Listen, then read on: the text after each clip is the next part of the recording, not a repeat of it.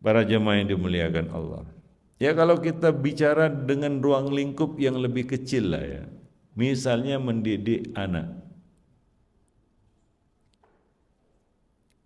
Mendidik anak, kalau orientasi kita hasil, kita akan kecewa.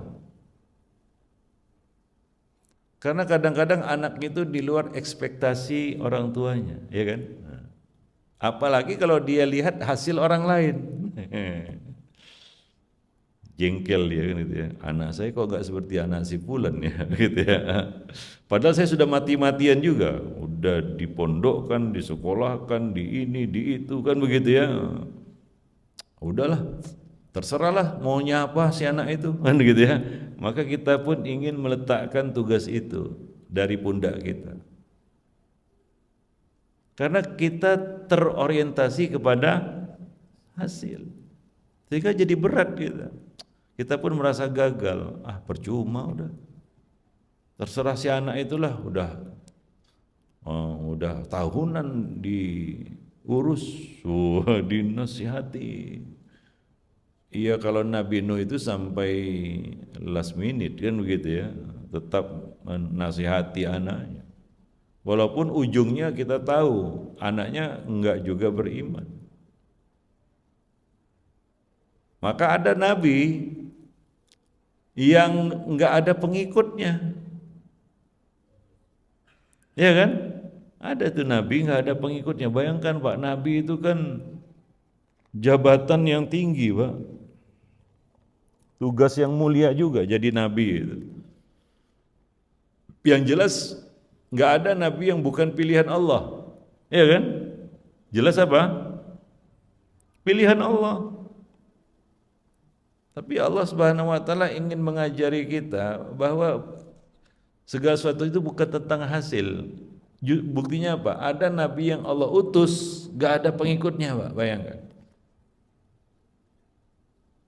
Kalau Allah berkehendak seperti itu, memangnya ada yang bisa protes?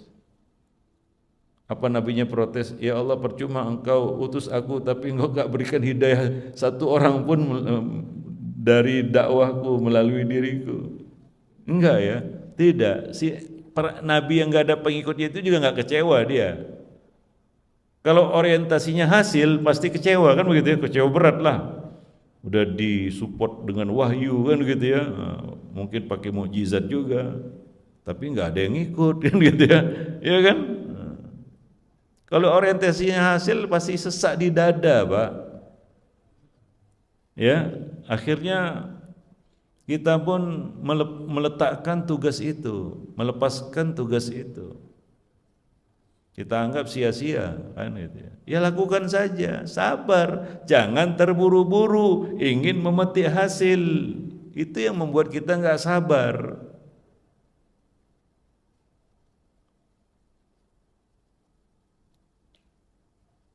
Disitulah beratnya. Disitulah beratnya sabar itu. Ya bisa konsisten sabarnya. Sabar sampai batas terakhir.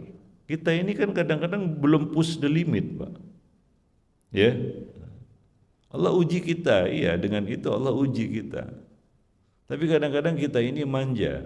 Kata Nabi tadi, kamu itu terburu-buru. Maunya dapat hasilnya cepat kan gitu ya. Jadi dakwah itu juga bukan tentang hasil, dan jangan terperangah dengan hasil.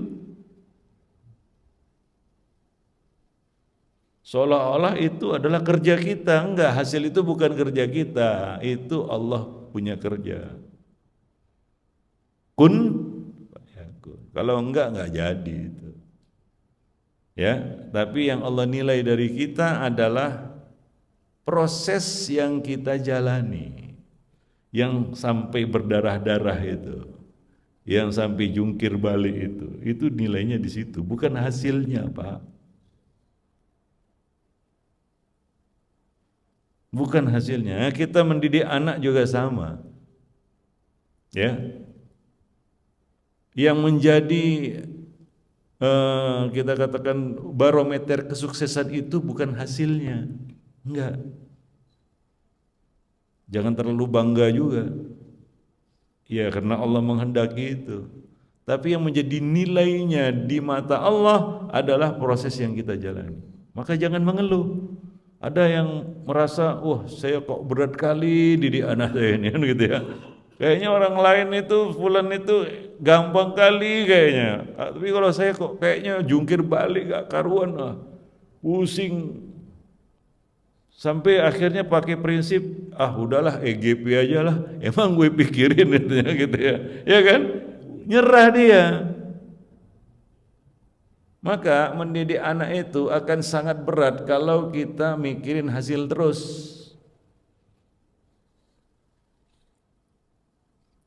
Maka saya kasihlah tipsnya supaya mendidik anak itu enggak begitu berat bagi kita. Yaitu jangan kita peduli dengan hasilnya. Itu urusan Allah. Lakukan aja apa yang menjadi tugas kita. Evaluasi itu, mungkin ada kurangnya, mungkin perlu belajar lagi, mungkin ada sesuatu yang diperbaiki, ya kan? Nah, itu dia, fokus di situ. Lakukan.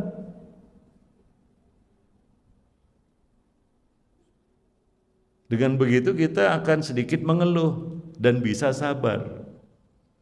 Karena sekali mengeluh artinya sudah mulai berkurang itu kesabaran.